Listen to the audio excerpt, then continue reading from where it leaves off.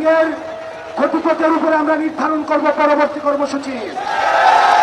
প্রয়োজনে আবার আমরা যমুনা অভিমুখে যাত্রা করব।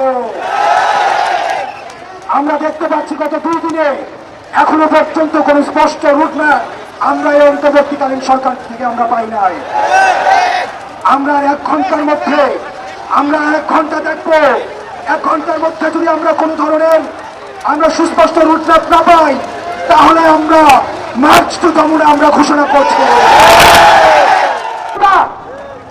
একটা কথায় আর কোনো কথা বলবার সুযোগ নাই। বাংলাদেশ থাকলে আওয়ামী লীগ থাকবে না। যমুনা ফিরে এসেছি মানে